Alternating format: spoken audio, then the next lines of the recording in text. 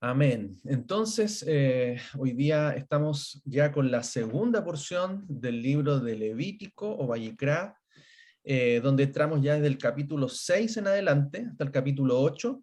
Vamos a estar viendo algunas cosas que son importantes. Hay muchos elementos, mucha enseñanza que vamos a poder extraer, que hemos estado viendo en las reflexiones semanales.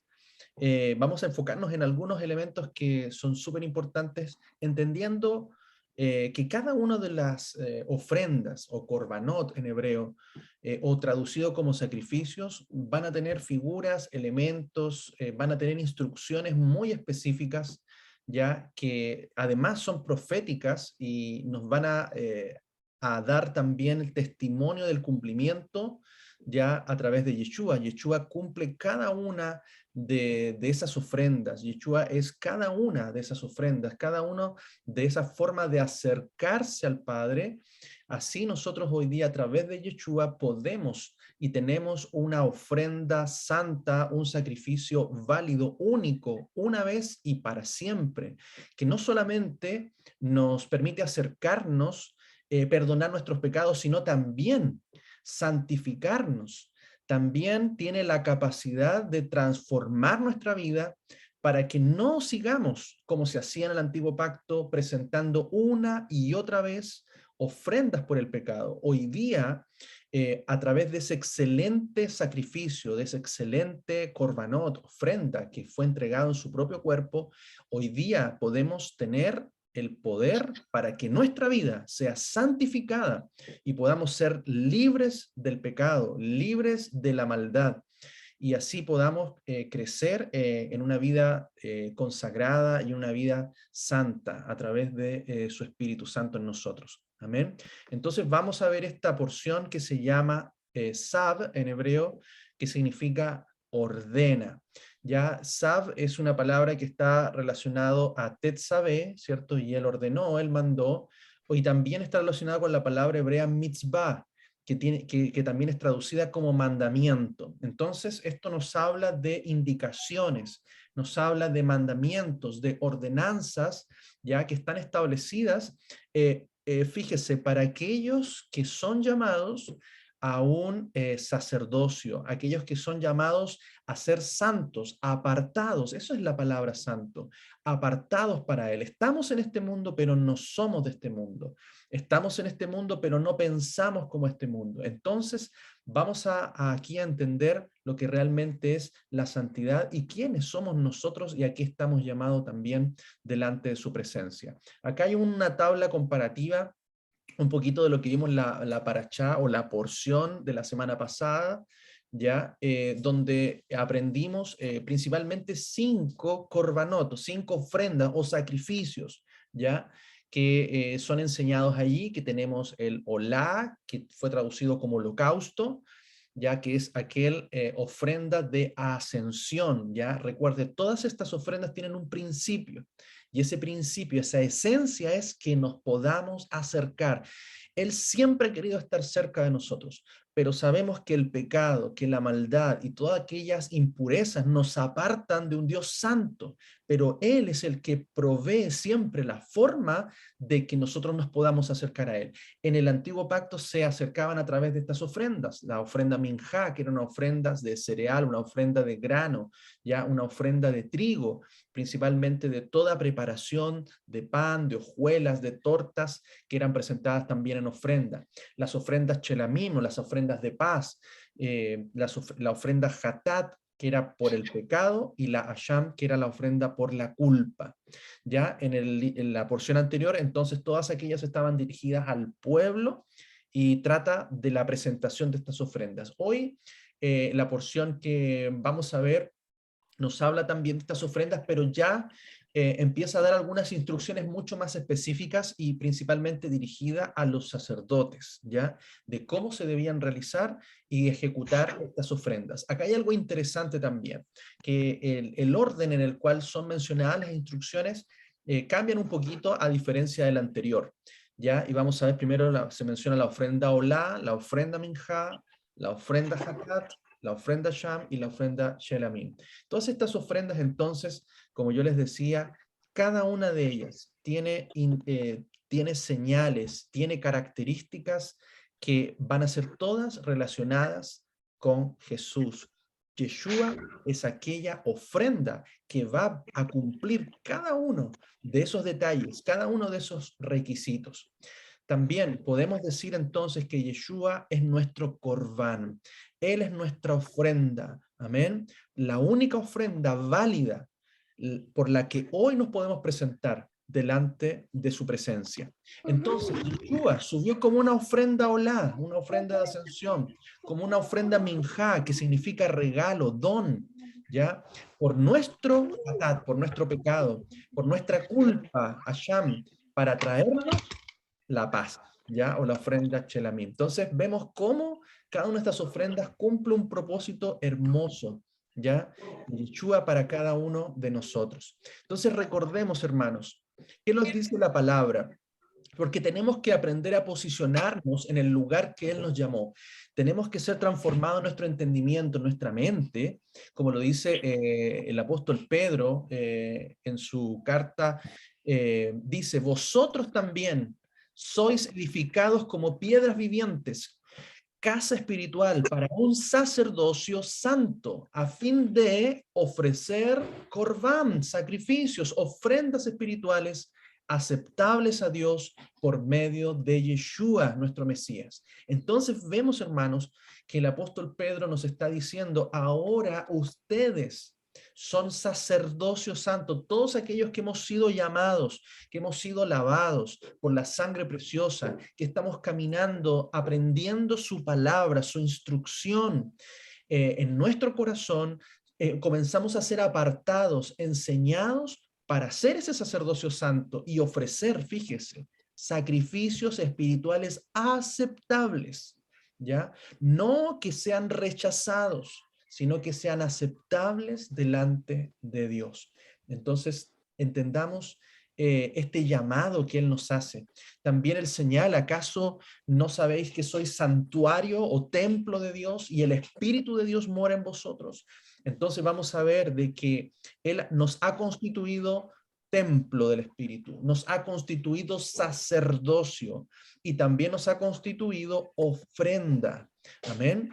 Entonces Yeshua nos enseñó, él también declaró que él era el templo, él declaró que él es el sacerdote según la orden de Melquisedec, el sumo sacerdocio que hoy está sobre nuestras vidas. Él también declaró que él es la ofrenda, el cordero inmolado, la ofrenda por cada uno de nosotros. Entonces vemos cómo él, ahora nosotros al ser parte de ese cuerpo, cumplimos también una función de templo, una función de sacerdocio y una función de ofrenda. Amén.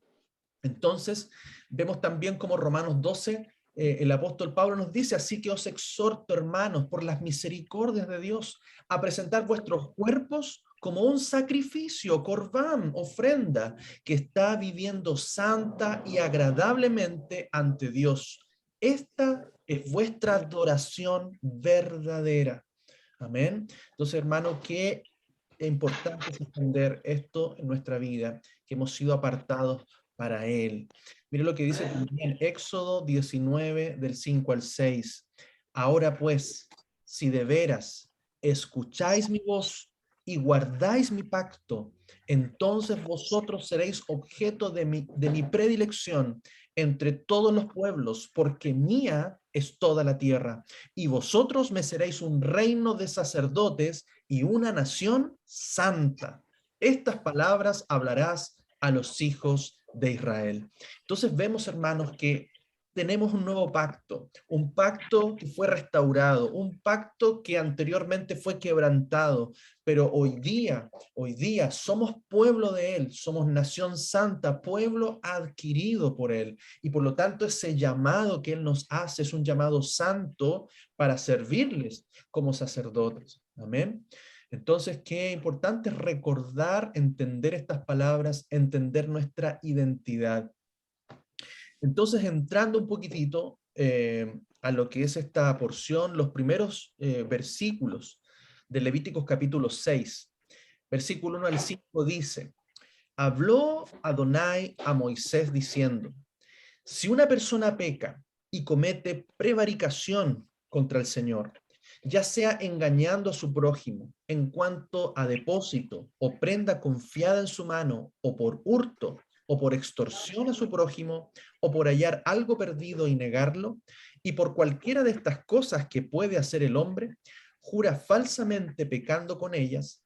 Cuando haya así pecado y resulte ser culpable, devolverá lo que robó o defraudó, o el depósito que le fue encomendado, o la cosa perdida que halló, o todo aquello en lo que haya jurado falsamente. Lo devolverá, pues, por entero el día de la ofrenda por su culpa, añadiendo a ellos su quinto, que le dará a aquel a quien pertenece. ¿Amén? Entonces acá vemos cómo la deshonestidad o situaciones en la cual hubiese hurto o se tomara algo o se le prestara a alguien alguna cosa y éste no la devolviere, se le iba a considerar pecado. Y es un pecado contra el Señor. Así lo establece, no es un pecado que se considera solamente en contra de la persona afectada, sino que dice acá, si una persona peca y comete prevaricación contra el Señor, entonces es importante entender que todo pecado que nosotros cometemos siempre va a ir en contra de Dios. Recuerda lo que dijo el hermano menor, ¿cierto? El hijo pródigo dijo, he pecado contra el cielo y contra ti. Ya no soy digno de ser llamado tu hijo. Entonces el pecado, hermanos, ustedes saben, nos alejan. Y hay cosas que muchas veces nosotros pasamos por alto. Conocíamos la instrucción, desconocíamos la Torá, que es la enseñanza, ya para que nosotros podamos caminar en justicia, en rectitud. Fíjese, entonces también les leo acá una versión también, traducción directa del hebreo. Dice, el Señor le habló a Moisés diciendo, si alguien transgrede y obra deslealmente contra Dios, engañando a su prójimo respecto de un depósito, una sociedad o un préstamo, o robando o reteniéndole el sueldo, o si encontró algo perdido y lo negase, o jurando en falso respecto de cualquiera de esas cosas que una persona puede hacer incurriendo en falta, dice ahí, esas cosas alude a los juramentos falsos que uno puede hacer, mencionados previamente. Entonces, cuando reconozca que cometió una falta y se hizo culpable, deberá devolver el bien robado, reparar el daño causado con sus fraudes y restituir el depósito que le fuera dejado o el objeto perdido que hubiese encontrado, o cualquier otra cosa por la que haya jurado en falso. Deberá restituir todo íntegramente al dueño, más una quinta parte el día que admita su falta. Amén. Entonces, miren los detalles de una situación que a veces puede parecer tan cotidiana, una situación que a lo mejor puede ser tan pequeña como tomar un lápiz, como no devolver un libro, no devolver algo que nos han prestado. Fíjese que eso se considera una falta, un pecado delante de Dios. Y es como cuando, fíjese, cuando dice allí, deberá el día que admita su falta. O sea, fíjense que muchas veces nosotros hemos estado inconscientes, en desconocimiento de estas cosas. A veces no, por no conocer la palabra, quizás hemos estado en pecados o en faltas delante de Dios. Y dice la palabra que cuando nosotros vengamos en conocimiento y el Espíritu Santo que obra en nuestra vida a través de la palabra nos redarguye, nosotros debemos proceder correctamente, debemos proceder como la palabra nos enseña, que tenemos que devolver eso que tenemos, debemos devolver aquello que tomamos o aquello que nos encontramos y que podría pertenecer a alguien, tenemos que restituirlo, dice la Escritura. Y además agregar un quinto, agregar algo a ese valor o al valor de ese objeto o de lo que tengamos. Y dice que debe presentarse también una ofrenda a Sham, que es una ofrenda por la culpa delante de él. O sea, ¿qué debemos hacer hoy día? ¿Cuál es nuestra ofrenda a Sham? Es Yeshua, decirle, Señor, perdóname, porque no conocía tu palabra, porque quizás tomé algo incorrecto, me quedé con algo que no era mío. pero hoy vengo, tu espíritu me redarguye, tu palabra me enseña que debo devolverlo, que debo restituirlo, que debo obrar en justicia y que tú me perdones porque tú moriste en la cruz, entregaste tu vida como ofrenda por ese pecado que yo desconocía y que hoy viene a mi entendimiento. Entonces, hermano, eso debemos cerrar esas cosas, debemos cortar esos pecados para que no haya sobre nosotros nada que nos pueda traer consecuencias, porque todo pecado trae consecuencias y nos aparta finalmente del Señor. Amén. Entonces, qué hermoso es entender esto. Prevaricación contra el Señor es una transgresión. Prevaricar es una transgresión, es una falta, es un acto que es considerado en contra de Dios. Por ejemplo, en un objeto que es confiado a nuestro cuidado y que no se devuelve. Robar o calumniar a otra persona. Quedarse con un objeto hallado sin haber buscado al dueño o haber dejado en manos autorizadas. Negar que encontramos algo y juramos o decimos que no lo tenemos. En todas aquellas situaciones y en otras que pudiesen parecerse a estas, nosotros tenemos que entender que son faltas contra Dios y no solamente contra nuestro hermano. Entonces, por eso es que se tenía que presentar una ofrenda delante de Dios para ser perdonado ese pecado y también debíamos devolver y restituir, ¿cierto? Agregándole un quinto a la persona afectada. Fíjese cómo se debía proceder, cómo se debe proceder. Entonces, la expiación ya se concreta en nosotros por la ofrenda y también cuando se restituye lo que se tomó. El objeto confiado tiene que ser devuelto, se debe restituir según el daño y también se debe entregar lo encontrado y añadir una quinta parte del valor el día de la expiación para perdón. O sea, el día en que nosotros, hermanos, no, el Señor nos dice, oye, mira, tienes que entregar esto, tienes que devolver esto, tienes que restituir esto. Eso es ponerse a cuentas con Él. Ese día tomamos la ofrenda que es Yeshua para nuestro perdón y expiación y debemos proceder como Él nos enseña en su palabra. Entonces, hay que restituir el daño. Mire lo que dice la palabra en Números 5, del 6 al 8, dice, habla a los hijos de Israel, cualquier hombre o mujer que cometa cualquier pecado en perjuicio del prójimo, ciertamente prevarica. Tal persona será culpable. Confesará pues el pecado cometido y restituirá el objeto del delito en su pleno valor, añadiendo a ello un quinto, y lo entregará al perjudicado. Y si la persona no tiene pariente a quien le sea restituido el daño, el objeto del delito será para el Señor, para el sacerdote, además del carnero de las expiaciones con el cual hará expiación por el culpable. Entonces, ¿qué es lo que ocurre? Si hay algo que devolver a alguien que a lo mejor ya no está, que a lo mejor ya no se puede encontrar, que a lo mejor la persona falleció, se debe entregar a un familiar más cercano, se debe restituir a un familiar más cercano. Y si ya no hubiese ningún familiar, a nadie al cual restituir o devolver, se debe entregar como una ofrenda para el Señor. Eso es lo que nos enseña la Escritura. Ahora, volvemos a Levítico 6, versículos 6 y 7, ¿qué dice?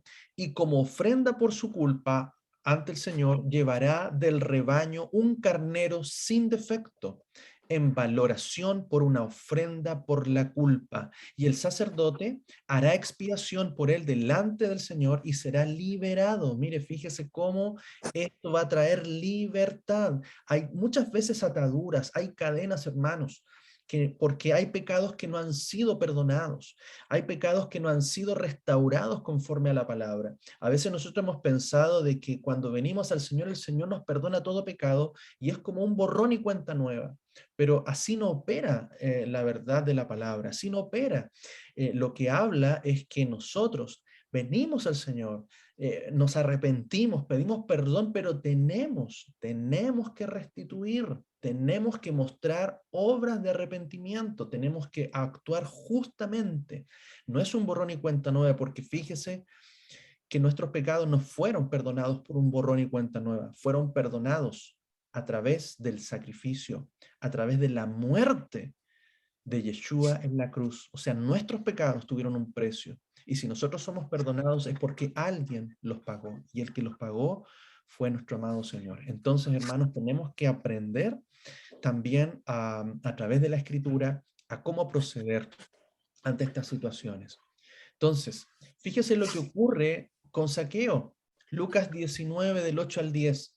Entonces Zaqueo, puesto de pie, dijo al Señor: He aquí, Señor, la mitad de mis bienes doy a los pobres, y si algo he defraudado a alguno, lo restituyo cuadruplicado. Jesús le dijo: Hoy vino la salvación a esta casa, por cuanto él también es hijo de Abraham, porque el Hijo del Hombre vino a buscar y a salvar lo que se había perdido. Amén. Entonces, fíjense cómo vemos acá una obra de arrepentimiento. No solamente él dijo, Señor, perdóname, pero bueno, todo lo que tengo y me he enriquecido injustamente me lo voy a dejar.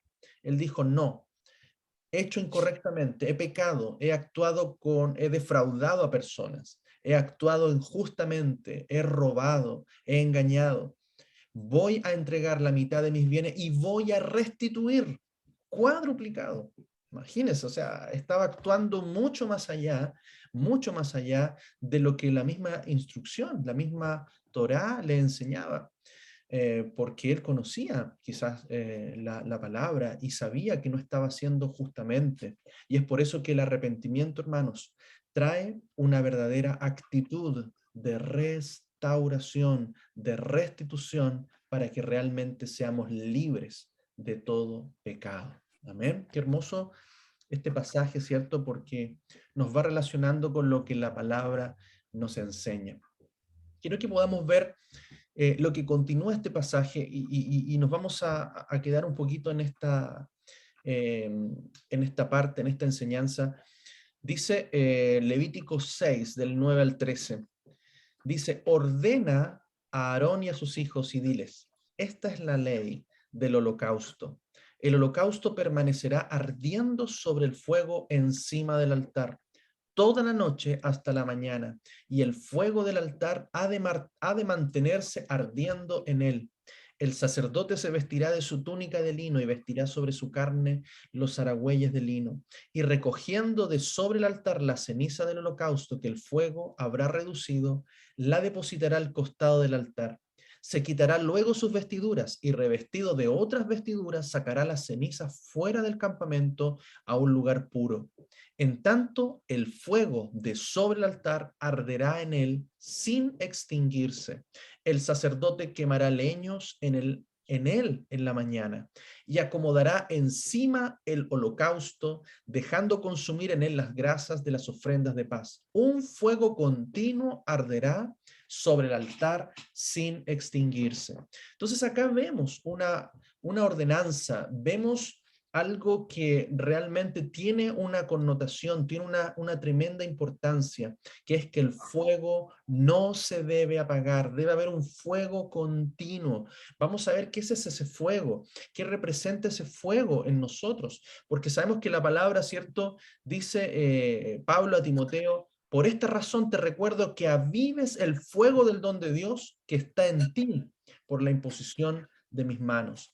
Entonces hay algo que debe estar constantemente encendido. Recuerde que nosotros somos templo y en este templo debe haber constantemente una ofrenda y esa ofrenda necesita fuego, que ese fuego no se apague, que esté constantemente siendo alimentado, ¿cierto? Por madera, por leña, que esté constantemente encendido, que no decaiga, que no se apague. Y es ese fuego el cual el Señor nos va a comenzar a revelar en la escritura. ¿Qué es ese fuego? ¿Qué es y qué hace en nosotros?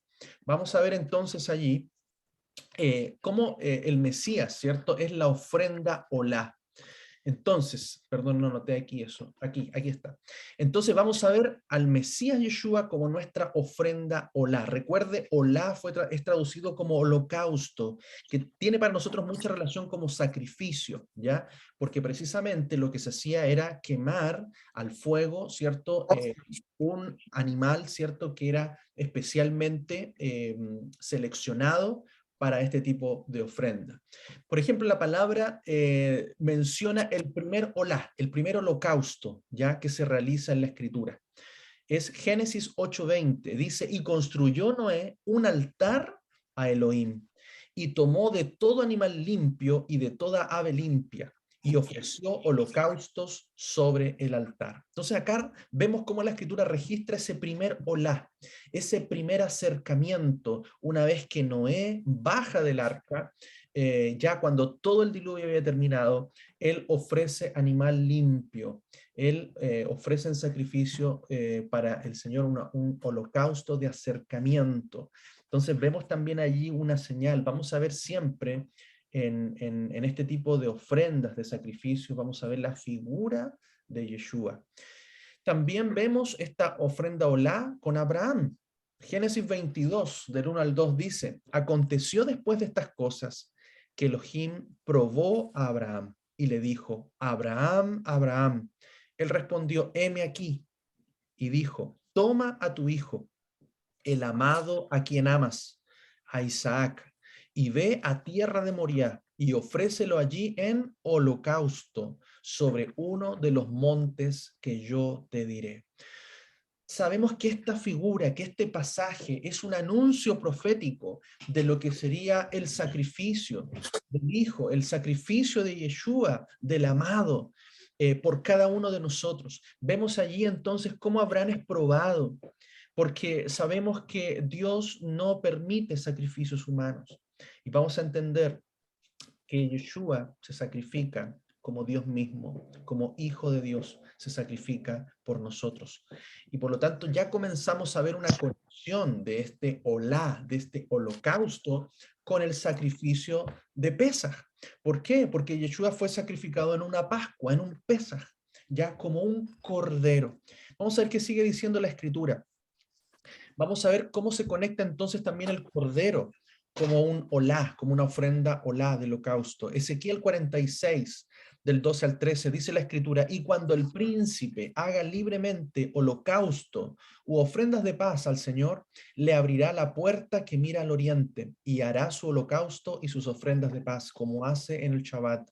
Luego saldrá y se cerrará la puerta después que haya salido, y ofrecerás en sacrificio a Adonai cada día en holocausto un cordero añal de un año sin defecto, cada mañana lo sacrificarás. Entonces vemos también aquí una conexión también con el holocausto, el olá, con el cordero. Y también lo tenemos ya más detallado en el cordero de Pesaj. Éxodo 12:5 dice, vuestro cordero será sin defecto, macho de un año, lo tomaréis de entre los corderos y los cabritos.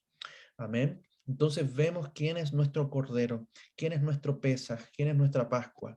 Yeshua, el Cordero sin defecto, sin mancha, que fue tomado como ofrenda por cada uno de nosotros. Entonces, vamos a ver también que este holocausto tiene una característica muy particular. Toda la ofrenda, todo el cordero, todo lo que era sacrificado tenía que ser consumido totalmente. Esa es la característica de la ofrenda olá, que todo debía ser quemado. Nada se dejaba, nada se guardaba, nada se comía, todo era consumido. Entonces vamos a ver también cómo esta indicación de un fuego que no debía apagarse, un fuego continuo, también nos va a conectar, ¿cierto? Con Yeshua. Dice Levítico 6:13, un fuego continuo arderá sobre el altar sin extinguirse. Y vamos a ver también cómo fue instruido para la menorá, ¿cierto? El candelero, la lámpara que tenía que arder continuamente. Éxodo 27:20 dice, y tú mismo ordenarás, fíjese cómo también nos conecta con la palabra hebrea tzav, ¿ya? Que tiene que ver con ordenar, que es el nombre también de esta porción. Entonces también hay una ordenanza aquí que dice a los hijos de Israel que te traigan aceite puro de olivas machacadas para el alumbrado, para hacer que la lámpara arda continuamente en la tienda de reunión afuera del velo que está delante del testimonio. Entonces vemos cómo hay una conexión, una ordenanza, que el fuego no debía extinguirse, debía estar de continuo encendido, así como la menorá, como la lámpara debía estar continuamente encendida en la tienda de la reunión. Sabemos que la menorá, lo hemos estudiado, lo hemos compartido, la menorá representa a Yeshua. Hay muchos elementos, la menorá tiene 7 lámparas, ese número 7 está relacionado con los 7 días de la semana, con los 7 años que tiene cada ciclo, está relacionado con las 7 semanas de 7 días, que tiene que ver también con el Pentecostés, está relacionado también con los 7 espíritus del Señor, está relacionado con las 7 trompetas, con los 7 yo soy, etcétera. O sea, vamos a encontrar una cantidad de relación que nos va a mostrar que esa menorá, que esa lámpara, que esa luz es Yeshua. También esa menorá nos conecta con lo que dice Salmo 119, 105. Dice, lámpara es a mis pies tu palabra y lumbrera a mi camino. El fuego, hermanos, representa la palabra, la luz, la palabra, la lámpara es también la palabra. Entonces, ¿cómo es que la menorá representa a Yeshua? Y también esa luz, ese fuego representa la palabra. Es que vamos a ir entendiendo a la luz de las Escrituras que Yeshua y la palabra son uno. Él no puede negarse a sí mismo, él no puede contradecirse a sí mismo. Él mismo dijo, yo y el Padre uno somos. Yeshua dijo, yo no vengo a enseñar una doctrina diferente, yo vengo a enseñar lo que mi Padre me ha dicho que diga, lo que mi Padre me ha ordenado. Él venía con un con una instrucción, con una ordenanza, y ese era que él iba a cumplir toda la escritura, toda la instrucción. Él vino a cumplir la Torá, la instrucción y los profetas. Entonces vamos a ver cómo ese fuego, hermanos, representa la palabra. Yeshua y la palabra son lo mismo. Y primera de Samuel 3, del 1 al 13. Fíjese lo que dice la escritura. El joven Samuel oficiaba al Señor en presencia de Elí. Y en aquellos días la palabra de Dios era escasa. Fíjese, en tiempos de escasez de la palabra, no había visión manifiesta. Y el versículo 3 dice, pero aún no se había apagado la lámpara de Elohim, la lámpara de Dios. Y estando Samuel acostado en la casa de Dios, en la cual estaba el arca de Elohim. Entonces vemos allí que en ese momento, en ese pasaje, es cuando Dios comienza a llamar a Samuel.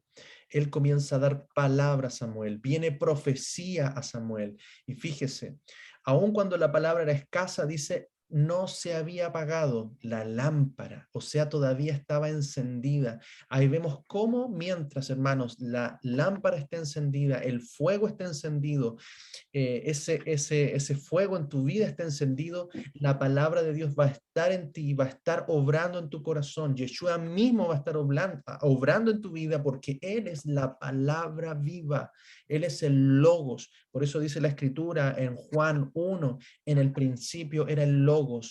Y el Logos era con Dios y Dios era el Logos. El Logos es la palabra hecha carne, la palabra hecha vida, la palabra andante, la palabra misma allí en acción. Vemos también cómo se manifiesta el Señor a Moisés, la zarza que no se consume. En Éxodo 3:2 dice, y el ángel de Adonai se le apareció en una llama de fuego que salía de una zarza, y él vio la zarza ardiendo con fuego, pero la zarza no era consumida. Entonces vemos como allí también otra situación en la cual una zarza, una especie de arbusto, ardía, estaba encendido, pero no se consumía. Era un fuego constante que no se apagaba. Ese era el ángel de Adonai. Sabemos que el ángel de Yahvé o el ángel de Adonai es Yeshua. Él es la palabra viviente. Miren lo que dice Deuteronomio 33, del 1 al 2. Dice, esta es la bendición con la cual bendijo Moisés, varón de Dios, a los hijos de Israel. Antes que muriese dijo, Adonai vino de Sinaí y de Seir les esclareció, resplandeció sobre el monte de Parán y vino de entre 10 millares de santos con la ley de fuego a su mano derecha. Entonces vemos aquí también cómo se hace mención a la ley de fuego, a ese fuego que es la enseñanza, que es la instrucción que solamente un pueblo apartado puede recibir. Un pueblo apartado de sacerdocio para él, santo, es un pueblo que recibe instrucción de cómo acercarse a él, de cómo ministrarle a él, de cómo adorarle a él. No adoradores falsos, sino dice adoradores que adoren en espíritu y en verdad. Amén. Entonces, vemos cómo esa Torá, cuando usted lee ley, en realidad lo que dice en hebreo es Torá, y eso habla de enseñanza, de instrucción, que es entregada solamente a aquellos que Él ha sacado de las tinieblas a su luz admirable, que ha sacado de Egipto para llevarlo al desierto y hablar a nuestro corazón y enseñarnos y probar si habíamos de guardar sus mandamientos. Qué hermoso es esto, hermano, cuando entendemos que Él es el ángel de Adonai, que Yeshua es la palabra viviente, es el logos, y que por lo tanto no podemos, hermanos, separar, como muchas veces lo hemos hecho, separar a Jesús, separar a Yeshua de su palabra. Es como que si Él hubiese dicho algo que hoy día no es como si Él hubiese vivido algo que hoy día ya no debemos vivir, es como si Él hubiese agradado al Padre, hubiese sido obediente a sus mandamientos y nosotros no tenemos que hacerlo hoy. Eso es algo que la religión ha quebrado, es algo que los años, que ya casi 2000 años desde que Él vino, han comenzado a tergiversar las escrituras. No podemos separar la instrucción de Dios de Yeshua, porque Él vino, dice, a cumplir la Torá y los profetas. Él vino a enseñar la palabra, él vino a mostrarnos cómo caminar justamente. Él nos vino a enseñar Torá. Fíjese en el discurso, en el sermón del monte. ¿Qué es lo que Él enseña? Él enseña verdaderamente cómo debe ser la forma de actuar, la forma de vivir que debemos tener delante de Dios. Entonces, ese fuego es la palabra, ese fuego es Yeshua, que no debe dejar de arder en nuestros corazones. Mire lo que dice Lucas, y acá hay un relato, hermanos, muy potente. Camino de Maús, una vez que Yeshua había muerto y muchos habían perdido un poco la esperanza de todo lo que había acontecido. Dice Lucas 24, del 25 al 32. Entonces él, Yeshua, les dijo: oh insensatos y tardos de corazón, para creer en todo lo que dijeron los profetas. ¿No le era necesario al Mesías padecer estas cosas y entrar en su gloria? Y comenzando desde Moisés y siguiendo por todos los profetas, les explicó en todas las escrituras las cosas referentes a él mismo. Y acercándose a la aldea a donde iban, él dio la impresión de ir más adelante, pero ellos lo constriñeron diciendo: quédate con nosotros, atardece y ya ha declinado el día. Entró pues a quedarse con ellos, y sucedió que al reclinarse con ellos, habiendo tomado el pan, lo bendijo, y después de partirlo, les daba. Entonces les fueron abiertos los ojos y lo reconocieron, pero él se les hizo invisible. Y se dijeron el uno al otro: ¿no estaba ardiente nuestro corazón dentro de nosotros cuando nos hablaba en el camino, cuando nos abría las escrituras? Entonces, fíjese, hermanos, cómo, hermanos, nuestro corazón puede ser lleno de ese fuego, cómo nuestro corazón puede arder. Es cuando se nos revela Yeshua a través de la escritura. Es por eso que, hermanos, Él les abrió la escritura que tenía en ese momento. La escritura era la Torá, la ley de Moisés y los profetas, porque desde Génesis, hermanos, de Génesis, Éxodo, Levítico, Número, Deuteronomio y todos los profetas hablan de Él, y Él les manifestó y les enseñó cada uno de los detalles. Y cuando sus ojos son abiertos, su corazón se enciende, hermanos. Y es porque muchas veces nosotros hemos separado la palabra de Dios con Jesús. Y hemos divorciado, hemos muchas veces entendido que ambas cosas son diferentes. Y hoy día comprendemos que Él es la palabra viviente. Él no puede negarse a sí mismo. Y hermanos, nosotros tenemos que aprender a que un corazón ardiente, un corazón encendido, camina como Él caminó, habla como Él habló, vive como Él vivió, guarda los mandamientos como Él mismo los guardó. Y es por eso, hermanos, que hoy día es parte del llamado a volvernos a Él. Muchas veces amábamos al Señor, pero lo amamos a nuestra manera, que era un sacrificio no aceptable. Quizás lo amábamos y hacíamos lo que nosotros pensábamos que era lo que teníamos que hacer, pero Él hoy nos está trayendo de regreso a la enseñanza, a la instrucción, con su vida, con su ejemplo, con la Torá, con los profetas, con toda la escritura, cómo nosotros realmente debemos vivir, cómo debemos acercarnos a Él, cómo debe ser nuestra vida de santidad, cómo debe ser nuestra adoración verdadera. Si tenemos a Yeshua y le amamos, dice su palabra que debemos guardar sus mandamientos. El que me ama, dice, guarda mis mandamientos. Entonces, hermanos, qué importante es cada día buscar su palabra, conocer, acercarnos a eso que era lejano, aquello que estaba un poco distante, aquello que no entendíamos. No entendíamos lo que hablaba la escritura desde Génesis en adelante. Hoy la entendemos, hoy el Espíritu Santo ha hecho caer ese velo para que nuestros ojos sean abiertos y conozcamos realmente quién es Yeshua y podamos seguirle y ser ese pueblo de sacerdotes que Él nos ha llamado a hacer.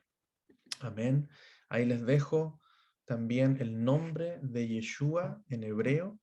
Fíjese usted, tiene precisamente siete llamas de fuego. ¿Ah? Su nombre también tiene estas siete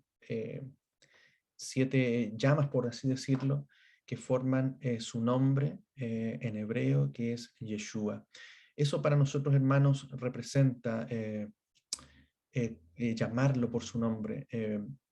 Podemos decirle Jesús, pero cuando hoy día comenzamos a ver quién era Jesús, nos vamos mucho más allá, nos vamos a ese Yeshua, al que es verdaderamente, que se nos comienza a revelar a través de la Escritura y que restaura, hermanos, nuestra identidad como hijos de Él, como hijos de Dios, como discípulos de Él, como aquellos que están aprendiendo del Maestro, aprendiendo del buen pastor.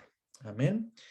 Espero que sea de bendición y que tengamos ahí en nuestro corazón guardadas todas estas palabras para que se hagan vida en nosotros. Amén.